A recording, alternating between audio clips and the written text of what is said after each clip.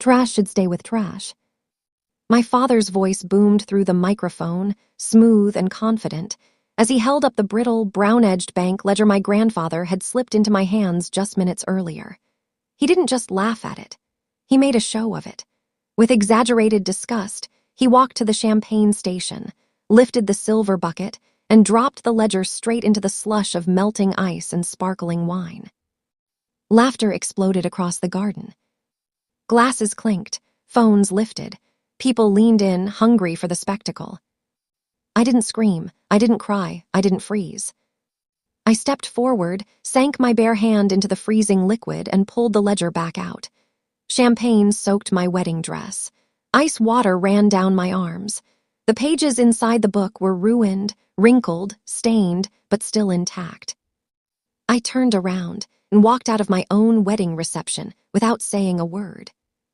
Before I tell you what was hidden inside those soaked, ruined pages, and how I used it to tear down my father's fake empire, tell me this in the comments. What is the cruelest thing a family member has ever done to you at a celebration? I read every single story. 3 days later, I walked into Sovereign National Bank in downtown Hartford. The building was all stone pillars and polished marble floors, the kind of place where every footstep echoed and voices dropped automatically. It couldn't have been more different from the chaos I'd left behind in the coastal estate in Mystic. I carried the ledger inside a clear plastic Ziploc bag. The once neat pages were warped and stiff, still faintly sticky with dried champagne. It looked exactly like what my father had called it. Trash. My name is Mara Collins. I'm 31 years old, and I've spent most of my life perfecting the art of being invisible. As an ER trauma nurse, invisibility is survival. You learn how to disappear while surgeons shout and alarms scream. You learn how to absorb other people's pain without flinching. You learn how to keep secrets because sometimes silence is the only thing holding the room together.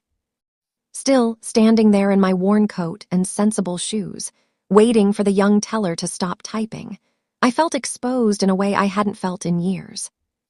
I need to check the balance on this, I said quietly, sliding the bag across the counter. It was left to me. The teller looked about 19, maybe 20. She picked up the bag using just her fingertips, her mouth tightening as she glanced at the water-stained pages.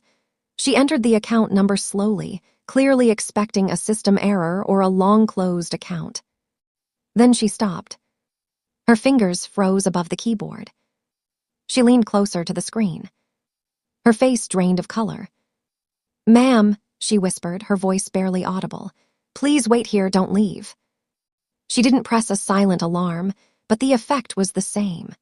Within moments, the branch manager appeared, followed closely by a tall man in an impeccably tailored suit I later learned was the regional director. Neither of them looked at my coat, or my shoes, or the plastic bag.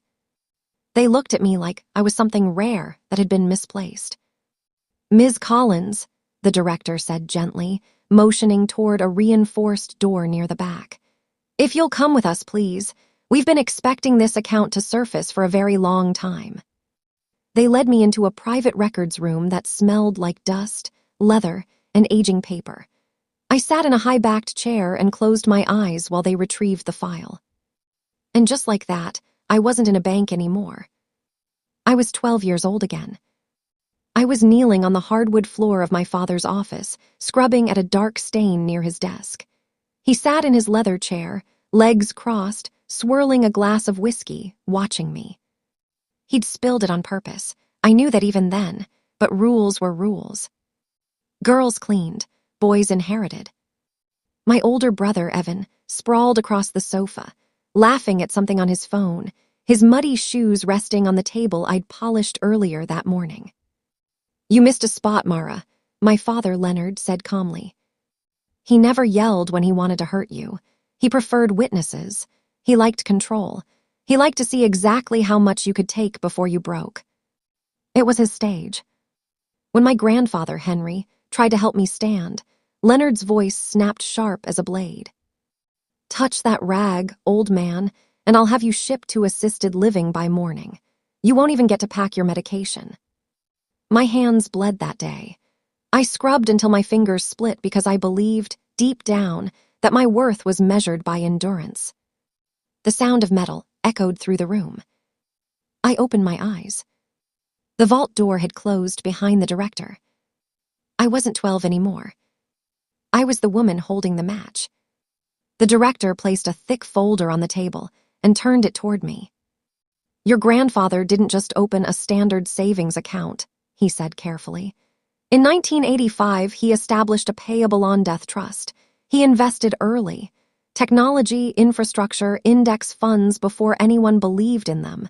Every dividend was reinvested, untouched, for nearly 4 decades. He paused. "The current value of the trust, legally payable to you upon his death, is $11,800,000. The number sat on the page like it had weight. $11,800,000. I stared at it, thought about the champagne bucket, thought about Leonard laughing into the microphone, holding that ledger like a joke. He had held nearly $12 million in his hand and thrown it away because he couldn't be bothered to look inside. "Is anyone else listed?" I asked. My voice sounded clinical, like I was reading vitals. "No," the director said. "You are the sole beneficiary." I ran my fingers over the ruined ledger. It wasn't just money. It was leverage. And for the first time in my life, I knew exactly where to use it. When I walked back into our apartment that night, the lights were already on. My husband, Daniel, didn't look up. He was standing at the kitchen island, sleeves rolled up, surrounded by printed spreadsheets, open laptops, and legal pads filled with tight handwriting. The air felt charged, like the moment before a storm breaks. Daniel isn't just a financial analyst. He's a forensic auditor. He specializes in tracing money that people don't want found. Shell companies, circular loans, manufactured balance sheets. He doesn't guess. He proves.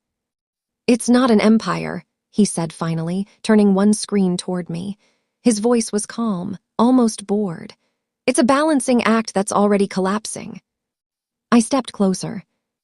I expected to see wealth, assets, clean numbers, the kind of fortune my father bragged about at fundraisers and charity dinners. Instead, the screen glowed red. Losses, liabilities, overdrafts disguised as investments. "He's insolvent," Daniel said, tapping a column. "The house in Mystic is already in pre-foreclosure. Proceedings started 19 days ago. The family trust he claims to manage, empty. He's been rotating the same $60,000 through 7 shell accounts to simulate liquidity." He clicked again. "And this is my favorite part. The IRS sent him a notice of deficiency 6 weeks ago. He's under active audit." I stared at the screen. The man who had humiliated me in front of 100 guests. The man who had called my grandfather's legacy trash. He wasn't powerful. He was desperate. My phone rang. I didn't have to look to know who it was. I put it on speaker. Daniel stopped typing. "Mara," Leonard's voice filled the kitchen. Smooth, controlled, untouched by doubt. "I've been thinking about that place your grandfather left you." "The cottage?" I asked. "Yes, that one. I'm doing you a favor," he continued. "I spoke with my real estate attorney. We can sell it quickly. Clean sale. I'll reinvest the proceeds into the family portfolio so you actually see returns." My hand tightened on the edge of the counter. "You're a nurse," he added. "You don't want the burden of property taxes, repairs, insurance. Let me handle it." He wanted the cottage. It was the only physical thing Henry had left me besides the ledger. A small, weathered place near the water, worth maybe $350,000. Pocket change to a billionaire. A lifeline to a man drowning. "I'm not selling it," I said. Silence. Then his voice dropped. "You listen to me," Leonard snarled. "That old man wasn't competent when he signed that deed. I have witnesses prepared to testify that you manipulated him. If you don't sign the transfer papers by Friday, I'll sue you for elder abuse. I'll bury you in probate court until you're broke." He wasn't threatening me. He was panicking. I understand, I said evenly. Good, he snapped. The documents will be sent. The call ended. I looked at Daniel. He wasn't afraid. He was smiling. A sharp, knowing smile. He just told us everything we need, Daniel said. He's hunting for liquidity, any asset he can seize and convert fast. Leonard thought he was dealing with a frightened daughter. He didn't realize he had just outlined the blueprint for his own collapse. We waited 24 hours before calling him back. Silence is powerful. It gives desperation room to grow. We didn't hire an attorney to fight the cottage claim. We hired a graphic designer. Daniel explained exactly what we needed. Transfer documents that looked identical to the forms Leonard used. Same layout, same headers, same legal language. Except the substance wasn't a transfer of funds. It was an affidavit of sole operational responsibility. Every entity Leonard had ever touched would be tied to his name retroactively. When I finally called him, I didn't sound confident. I sounded 12. Dad, I whispered when he answered. I'm sorry I hung up yesterday. I didn't know what to say. You should be sorry, he said, but the edge was duller. He was listening now. It's worse than the cottage, I continued. I went to the bank, the ledger, it wasn't empty. Silence. How much? He asked. Almost 12 million, I said, forcing my voice to shake. But I don't know what to do. The manager started talking about capital gains, audits, federal reporting. If the IRS sees this, they'll take half. I don't know how to protect it. I handed him exactly what he believed about me. That I was weak. That I was clueless. That I needed saving. Mara, he said, and his voice transformed instantly, from bully to rescuer. Do not talk to the bank again. Do not sign anything. You bring those documents to me. I can shelter it under the family trust, he continued. Classify it as a pre-existing asset. It's complicated, but I'll handle it. I'm doing this to protect you. Protect me. He wanted to swallow the inheritance whole and use it to patch the holes in his sinking ship. Can we do it tonight? I asked. No, he said too fast. I need preparation time. Of course he did. I have the annual benefactors gala on Saturday in Boston, he said. Bring the documents there. We'll sign in the VIP suite before the speeches. I'll announce the expansion of the family fund. It will look legitimate. He wanted witnesses. He wanted applause. Okay, I said softly. Thank you, Dad. That's what fathers are for, he replied. I ended the call. The fear vanished from my face instantly. He took it, I said. Daniel nodded, already printing the documents we would actually present. Leonard thought he was reeling in a terrified daughter. He had just invited the executioner to his own celebration. The benefactors gala was held in the grand ballroom of the Harcourt Regency in downtown Boston. Crystal chandeliers spilled light over polished marble floors and tailored suits. Old money, political ambition, carefully rehearsed generosity. It was the kind of room where handshakes meant contracts and smiles hid debts. I arrived at exactly 7:58 p.m. I wasn't wearing the neutral colors Leonard preferred. I wasn't dressed to disappear. The dress was deep burgundy, structured, deliberate. It cost more than my car, and for once I didn't apologize to myself for that. I walked straight through the crowd. Not around it. Near the bar, my brother Evan was already halfway drunk, laughing too loudly, playing the role of heir to a kingdom that didn't exist. He didn't see me. He never really did. Leonard stood near the stage, flanked by 2 city officials and a state senator. He looked radiant, not confident, victorious, the glow of a man who believed he'd just pulled off the theft of a lifetime. When he noticed me, his smile stayed in place, but his eyes hardened. He excused himself and met me at the foot of the stage steps. You're late, he hissed quietly, lips still curved for the cameras. Do you have it? I have it, I said, handing him the navy leather folder. He took it too fast. Greed vibrated off him like heat. Everything's there, he asked. Transfer authorizations, trustee acceptance, control documents. Yes, I said. Just like you asked. It places the entire $11.8 million under the family trust. You only need to sign as sole trustee. He opened the folder. He didn't read. He didn't scan. He didn't question why the document title read Affidavit of Historical Oversight and Sole Liability. A careful man would have noticed the dates. 20 years back, a careful man would have wondered why every shell entity appeared in the appendix. Leonard wasn't careful. He was entitled. He pulled a Mont Blanc pen from his jacket and signed with a flourish. You did the right thing, Mara, he said, already turning away. Go sit near the back. I'm about to make an announcement. I didn't go to the back. I stepped aside, photographed the signed page, and sent it. 3 miles away. Daniel received it, attached it to the whistleblower package we had finalized days earlier, and uploaded it to the Department of Justice secure portal. Leonard stepped up to the podium. Ladies and gentlemen, he announced proudly, voice ringing through the ballroom. Tonight, I'm honored to announce the expansion of the Collins Family Foundation, a $12 million investment in the future of this city. He was confessing. In real time. In front of 500 witnesses.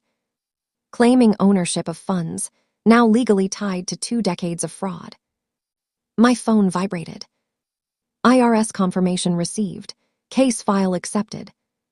It was already moving. Leonard was still smiling when the massive LED screen behind him flickered. The foundation logo vanished. In its place appeared a Department of Justice seal, stamped in red. Federal asset seizure in progress. Case 914482. The applause died instantly. Leonard turned, confused rather than afraid. His mind rejected the reality in front of him. That was always his weakness, not ignorance, entitlement. The ballroom doors burst open. 6 IRS criminal investigation. Agents moved down the aisle. Leonard Collins, the lead agent called. Step away from the podium. Leonard clutched the microphone. Do you know who I am? He demanded. Yes, the agent replied calmly. You're the sole trustee who signed an affidavit accepting responsibility for 20 years of unreported offshore activity. Leonard turned toward me. She tricked me, he shouted. My daughter. Save it for the grand jury, the agent said. Handcuffs closed. Cameras flashed. The illusion shattered. But it wasn't over. The VIP suite door slammed shut behind us. Evan stood there, sweating, face flushed purple, eyes wild. You destroyed everything, he hissed. It was already destroyed, I said. The money never existed. He grabbed a serrated steak knife from the catering table. This wasn't strategy anymore. This was instinct, the moment when entitlement collapses and panic takes over. Daniel stepped between us. Open the door, Evan. Evan lunged. Daniel caught his wrist, twisted, and the arm snapped with a sound I'll never forget. The knife skidded across the marble floor. When agents forced the door open, my brother was crying, not from pain, from irrelevance. That was 3 weeks ago. This morning, the air in Mystic smells like salt and fresh coffee. I'm sitting on the porch of the cottage. My cottage.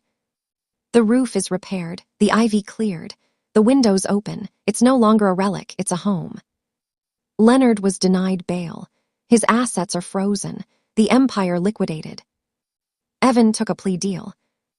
No inheritance, no rescue. Just consequences. I burn the affidavit page on the porch. I don't need it anymore. The DOJ and IRS already have everything that matters. That paper was just the fear I used to carry. Daniel sits beside me. The trust transfer is complete, he says. It's all yours. What do you want to do with it? I look at the water. $11.8 million. Nothing, I say. Let it grow. I'm still a nurse. Still Mara. Money isn't power. It's protection. And family isn't blood. It's who stands with you when the vault finally opens.